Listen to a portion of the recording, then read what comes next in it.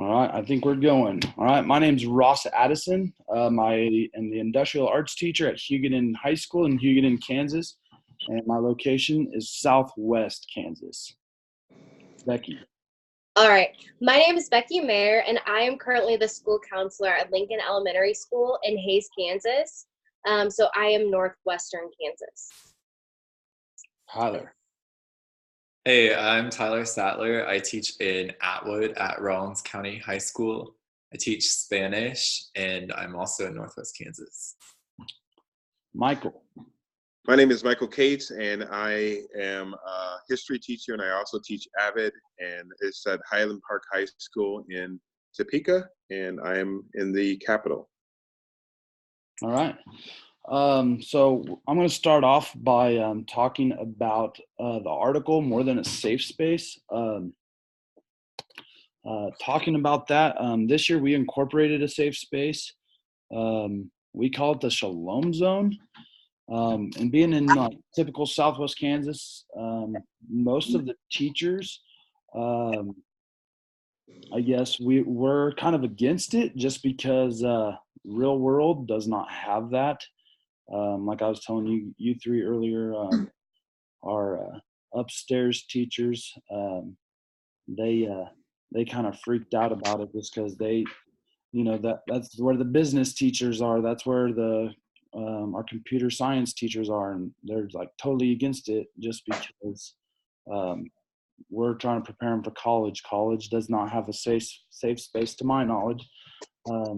So going off of that, our Shalom Zone consists of comfortable chairs, bean bags, soft lighting, like soft music. I'm pretty sure there's like a Scentsy candle in there just to like kind of like a calming scent. So that's like my experience right now with the Shalom Zone. This last week we did lose a student, so we had to incorporate that and use that. Now, Becky, you're gonna go off of personal experience with it as well. Yes. So I want to relate back to the same article because we do use safe spaces. So at my school, we have the smallest amount of students out of all 4 elementary schools, but we have the highest need and the highest amount of trauma that our children have experienced. And so just with our experience with K through 5, if they shut down or if they're triggered or if they, go into crisis mode, the problem is if they shut down in the classroom, and this happens over and over again, they're losing vital content to continuing their education.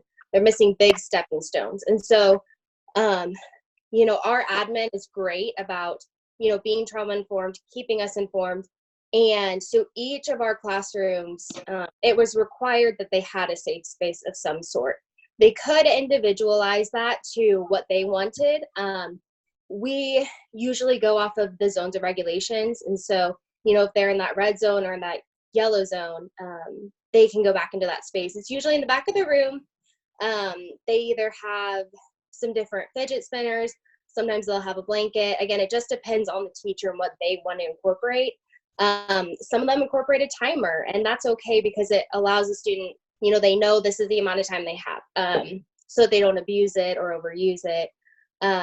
But we think, at least at our school, we're really good with making sure that they have that option, just so they, if it takes 5 minutes just to get them to down-regulate again and get back in that learning zone, we're all about it, because then they're going to get the rest of that, 35-minute lesson. So, Tyler, on to you.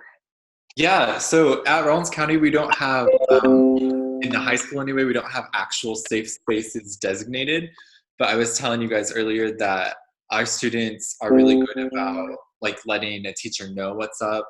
They usually feel comfortable around at least one teacher within our high school. So sometimes they might go visit that teacher or go to the counselor's office, and there's it's kind of a 2-part office. So there's kind of a safe space in that area. Though, Becky, I really liked what you talked about with the kids can just go back there and even have a timer. Some teachers have timers, or it's just kind of a spot for the kids to re-regulate and like calm down or something. And I think that kind of helps teach them coping mechanisms for when they're not at school, they don't have the fidget spinner or the teacher's designated safe space. They can kind of get inside their own mind, self-reflect, and be like, oh, hey, you know, everything's gonna be all right. I found an interview online by Adeshina Emanuel. It was written in 2018, and it studied and helped train teachers in Chicago to be more trauma informed. And something I thought was pretty relevant to this discussion was they taught teachers like ways trauma affects students, and it can happen in numerous ways, but a few that stuck out to me were like sleep, eating, and staying alert or focused. And then to like get these kids to pay attention, you can't be like loud and yelling at them. More so you have to be like be aware of them, maybe help bring them back like in a group activity or something like that. Peer building, and then self-confidence building. I work with some students who struggle academically sometimes, and I try to be their cheerleader and try to build their self-confidence.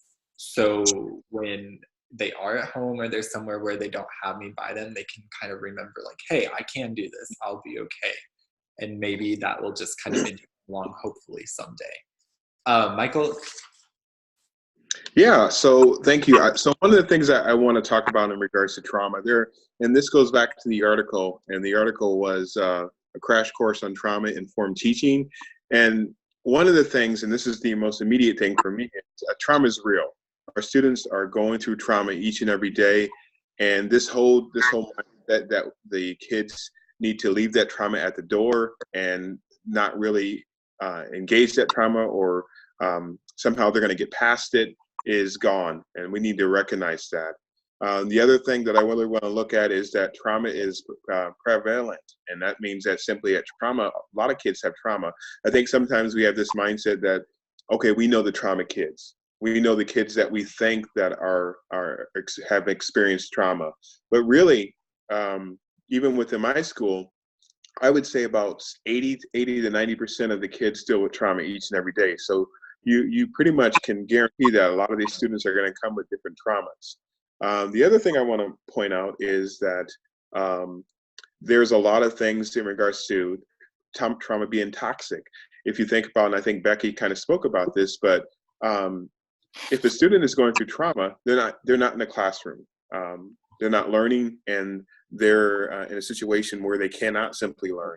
And so one of the things we have to do in regards to dealing with trauma is we got to get them back in the classroom and get them prepared to learn. And again, we need to do this in a very sensitive and mindful way. And so that kind of leads to some of the different mistakes.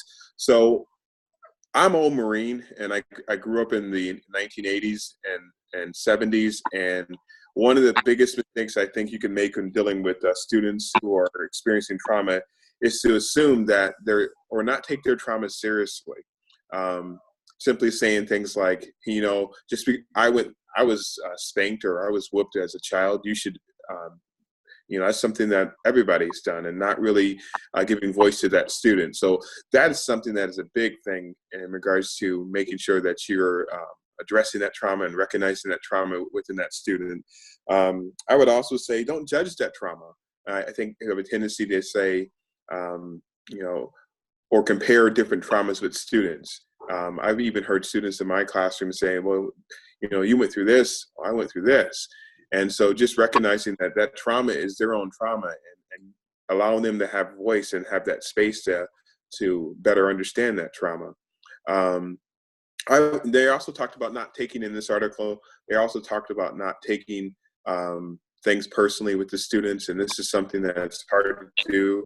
I think early on when I was working with students, when I first started teaching, I didn't understand trauma. I didn't understand the effects of it because, like I said, in my generation, that was just something that happened and you got past it. And so not recognizing the trauma in students, I sometimes would take it personally when a student would get upset, or they would run out the classroom, or they'd be disruptive. And I think that it became something that over time that I started recognizing more and more trigger points that students are going through, that I could definitely address them in a particular way. I think this last thing is, and this is really, really important, it is not my job or teacher's job to fix that trauma. You know, that's not that we just sometimes believe that we need to go in and because we're educators, we need to help that student along. But one of the things that we need to recognize is that I'm not a trained counselor, and I've always told fellow teachers this. My job is to educate, but it's also to love the students and care for the students and to meet them where they're at and to help them understand, what they're going through and kind of help them along in that way. So that's my case in point to that. That's awesome. So now we're going to start discussing like how trauma is addressed in our school and then how is it addressed in our classroom. And just like what Michael said, like showing you love them and showing you care about them. It's kind of weird, but I just got a message from one of the students who was in the rec Sunday night. He held Edgar until he died. And I told him, if you need me, message me. I'll be there for you.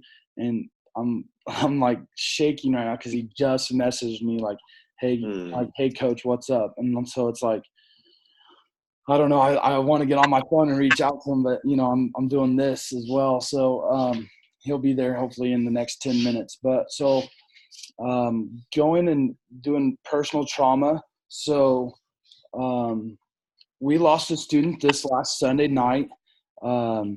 A week ago, last Sunday, and how our school addressed it, our superintendent sent a mass letter to the district stating that we had 2 students get in a car wreck, and one of the students was ejected from the vehicle and died at the scene. And so then we had a meeting. Our building principals had a meeting. Every single principal had a meeting at 8 a.m., 10 minutes before school started, and then we addressed it that way as well, about how we were going to address it in our classroom and then how we were going to deal with it throughout the day. So we, as a classroom and as teachers, we were given a letter to read to the students. And that was probably the toughest thing in my 4 years of education I've ever had to do. Like, here I am, 6'3", 325 pounds, big man, woodshop, rough and tough woodshop teacher. Talk about being a baby. I broke down. I couldn't hardly read the letter, apologized, just super apologetic, like, sorry guys, I'm trying to get through this. Just seriously the toughest thing, trying to you got a lump in your throat, you're trying to read to the kids, you're trying to be tough for the kids, not show any emotions, and then it just all poured out. And then next thing you know, none of the kids were crying until I started crying. And so that's what, I hate to say it, but I was mad at myself for being weak, but it just shows that I'm human and I'm vulnerable too to loss and everything else. So it's just, Hey Ross. yes. Hey, one of the things that I think you did was you allowed them to understand that, and again, especially dealing with the kids that we deal with, they don't really have a grasp on their emotions. They don't understand it. And so I think for them to see a grown man who has a grasp on his emotions, it's okay to have that feeling. It's okay to feel. And I deal with that a lot in my school, where students, they're just not taught to feel. They're taught to repress things. They're taught to forget things, and to be able to communicate, hey, you know what?